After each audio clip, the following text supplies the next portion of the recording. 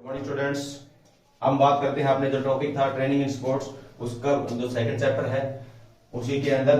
और उसके अंदर कल हमने पढ़ाया था आपको कि जो फिजिकल एजुकेशन है, फिजिकल कंपोनेंट है ना, वो कौन कौन से होते हैं। और उसी के अंदर बात की थी हमने, पहला जो टाइप लिखा था उसके अंदर था स्ट्रेंथ। अब स्ट्रेंथ की बात करते हैं। स्ट्रेंथ होता क्या है? स्ट्रेंथ है वो एबिलिटी है किसी भी जो भी काम है उसको, जैसे कोई हमारी बॉडी है उसके ऊपर रेजिस्टेंस लग रहा है, मतलब ताकत लग रही है, और उसको रोकने का है, तो वो काम क्या है? It is the ability to act against resistance. जो हमारी ताकत है उसके खिलाफ काम करने की जो ताकत है वो क्या कहलाती है?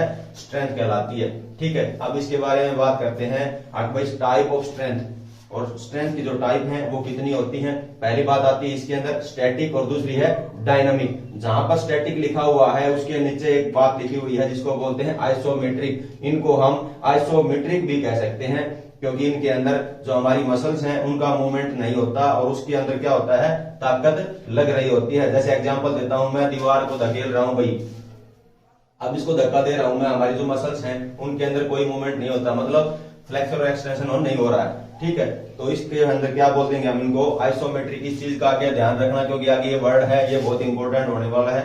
तो इसके अंदर आइसोमेट्रिक व्यायाम वो हैं जिनके अंदर हमारे जो मसल्स हैं उनके अंदर मूवमेंट नहीं होता। और दूसरा बताया है हमने डायनामिक, नाम से ही पता चल रहा है, जिसके अंदर क्या होगा भाई? मूवमेंट ऑफ मसल्स होगा और बॉडी का मूवमेंट है वो होगा। और उसके अंदर आइसोटोनिक भी इसको बोल सकते हैं। जहां पर भी नाम आता है आइसोटोनिक, ये एक्सरसाइज का नाम है जो आपके आगे आएगा। ठीक है, आइसोटोनिक है ना, उसको हम क्या बोलते हैं? जिसके अंदर बॉडी के जो मूवमेंट होते हैं और मसल्स के मूवमेंट है वो होते हैं। और इसको 3 पार्ट में डिवाइड कर रखा है भाई। पहला है मैक्सिमम स्ट्रेंथ, दूसरा है एक्सप्लोजिव स्ट्रेंथ, और तीसरा है स्ट्रेंथ एंडोरेंस। तो 3 टाइप की जो है ना डायनामिक होती है स्ट्रेंथ, और इसके नाम बता दिए मैंने। मैक्सिमम नाम से ही पता चल रहा है, जिसके अंदर हमारी बॉडी है ना उसके अंदर जितनी बॉडी की जितनी भी ताकत है वो एक बार में लगती है। जैसे मान लो वेट लिफ्टिंग है, उसके अंदर क्या किया हमने? जैसे वेट उठाने के लिए जाएंगे तो उसके अंदर जैसे ही वेट उठाएंगे तो जो हमारी बॉडी की पूरी ताकत है ना वो एक बार में पैर और हाथों के अंदर आ जाएगी, और पूरे शरीर की ताकत है ना वो एक साथ लगानी होगी। तो ये सबसे बेस्ट एग्जांपल है तुम्हारे लिए वेट लिफ्टिंग का। वेट लिफ्टिंग के अंदर सबसे ज्यादा ताकत है वो कब वेट उठाते हैं तब लगती है। उसके बाद आती है एक्सप्लोजिव स्ट्रेंथ। एक्सप्लोजिव स्ट्रेंथ का मतलब है इसके अंदर एक साथ, जैसे हम दौड़ते हुए आते हैं, मोशन के अंदर आते हैं, और उसके बाद जैसे ही हमने लॉन्ग जंप का सबसे बेस्ट एग्जांपल है, उसके अंदर बता देते हैं एक्सप्लोजिव स्ट्रेंथ कैसे यूज होती है। लॉन्ग जंप के अंदर हम दौड़ते हुए आ रहे हैं और जैसे ही हमारी लाइन होती है उसके ऊपर हमने यहाँ पर पैर रखा और उसके ऊपर हमारे जो मसल्स है ना उनको क्या किया? एकदम से स्ट्रेच किया, और उसके बाद क्या कर दिया हमने? जंप कर दिया। तो ये क्या हो गया? हमारा एक्सप्लोजिव स्ट्रेंथ का एग्जाम्पल है। और उसके बाद आती है स्ट्रेंथ एंडोरेंस। एक एग्जांपल देता हूं मैं तुम्हें पहले, जूडो या रेसलिंग, उसके अंदर स्ट्रेंथ के अंदर दो क्रम जुड़ी हुई है ना, स्ट्रेंथ और एंडोरेंस। एंडोरेंस का मतलब क्या है? हमारी क्षमता है लॉन्ग टाइम तक किसी भी काम को करने की, और उसके साथ साथ स्ट्रेंथ क्या है? तो जो काम करेंगे हम उसके अंदर क्या भी लगनी चाहिए?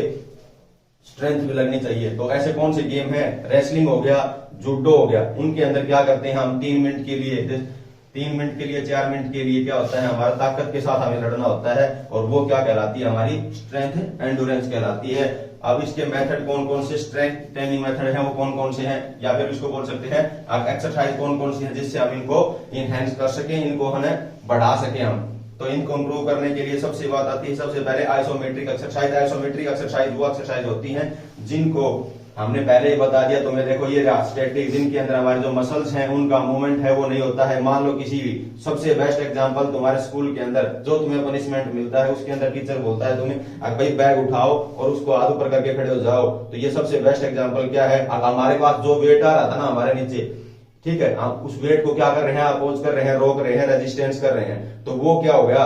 और किसका एग्जांपल है? वो आइसोमेट्रिक का एक्सरसाइज है। ठीक है, उसके बाद बात आती है आइसोटोनिक। आइसोटोनिक के अंदर मैंने तुम्हें बताया था मसल्स का कॉन्ट्रैक्शन और रिलैक्सेशन होता है। जैसे मैंने ये हाथ है और इसके अंदर ये क्या था?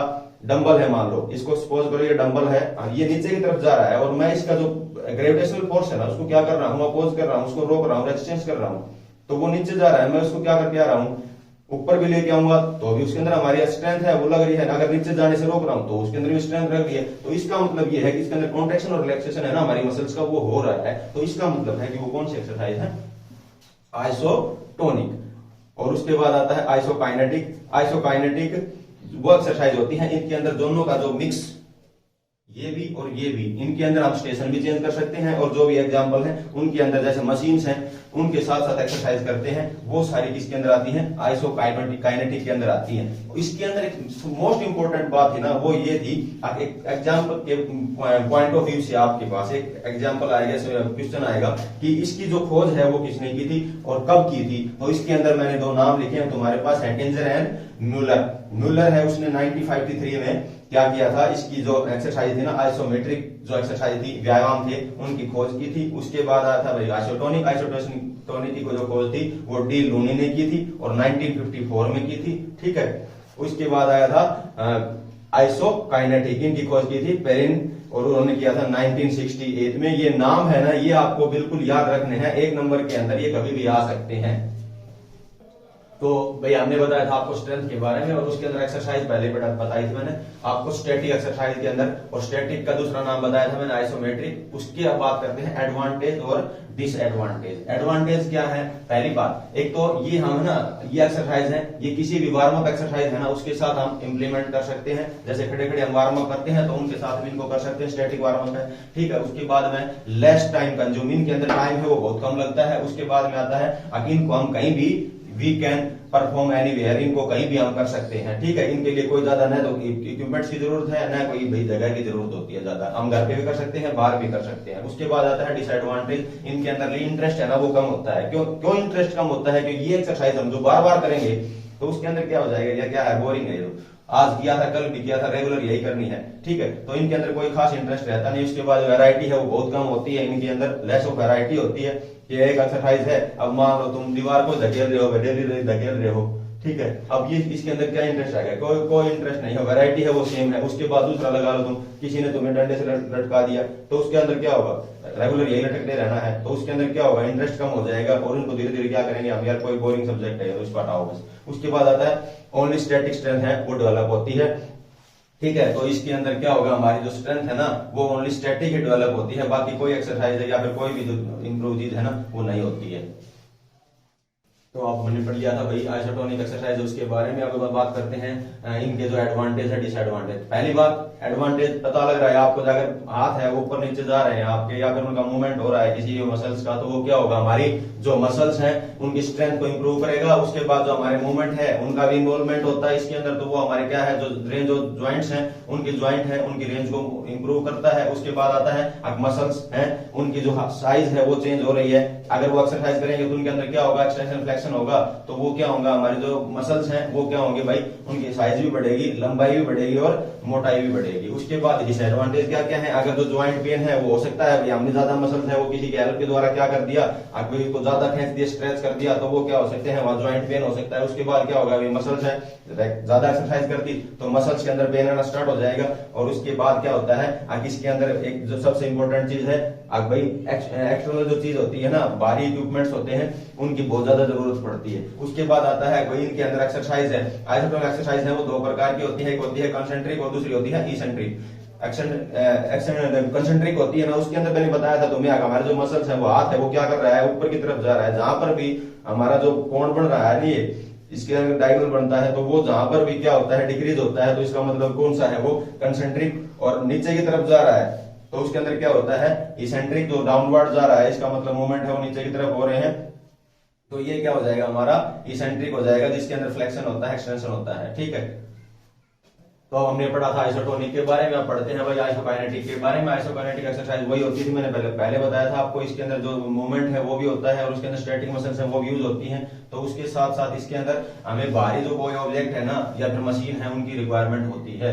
तो इसके अंदर बात आई भाई स्टैटिक स्ट्रेंथ है, एडवांटेज क्या है इसकी, फायदे क्या है। पहली बात तो डायनेमिक स्ट्रेंथ एक्सट्रीम लेवल पे पहुंच जाती है, इसके अंदर स्ट्रेंथ है ना, क्योंकि एक्सरसाइज हम किसके साथ करेंगे, जो सभी ज्वाइंट्स हैं उनकी एक्सरसाइज होगी, तो क्या होगा, हमारी जो स्ट्रेंथ है वो एक्सट्रीम लेवल पे जाएगी, बहुत ज्यादा हाई हो जाएगी। उसके बाद आएगा बॉडी डेवलपमेंट है। बॉडी डेवलपमेंट तुमने देखा होगा भाई, जिम के अंदर जाने वाले जो बच्चे हैं वो क्या है, उनकी बॉडी पहले से दिख जाती है तुम्हें, क्योंकि स्ट्रेंथ बढ़ती है उनकी, ठीक है, और वो इतनी एक्सट्रीम बढ़ जाती है। अब उसका जो बॉडी डेवलपमेंट है वो बॉडी है वो वेल मॉडल हो जाती है और अच्छी दिखती है, सुंदरता में सुडौल। उसके बाद आती है और स्ट्रेंथ इंप्रूव, जितनी भी स्ट्रेंथ होती है हमारी, एक्सप्लोजिव लगा लो, वो सभी डायनामिक को लगा लो, उसके बाद जितनी भी एक्सरसाइज होती है वो सारी कितनी स्ट्रेंथ के इंप्रूव होती हैं। और उसके बाद आता है स्पेशल ट्रेनिंग होती है ये, और किसके साथ होती है, इक्विपमेंट्स के लिए। अगर इसकी इसी का उल्टा लिख दे भाई डिसएडवांटेज क्या होती है, तो इसके अंदर भाई इक्विपमेंट्स हमें रिक्वायर्ड होंगे, ठीक है। उसके बाद हमारे जो परफॉर्मेंस है उसको देखने के लिए क्या हमारी इंप्रूवमेंट है, जो मसल्स है या फिर जो भी ट्रेनिंग है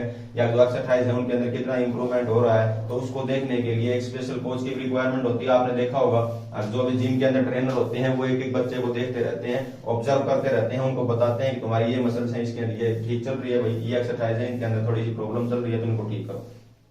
उसके बाद आता है मोर स्पेस रिक्वायर्ड। इसके अंदर से जो ज्यादा स्पेस है वो चाहिए भाई। एक्सरसाइज जहां पर भी करेंगे हम उनके अंदर अगर मशीन लगेंगी तो उनको स्पेस भी क्या चाहिए, बहुत ज्यादा चाहिए।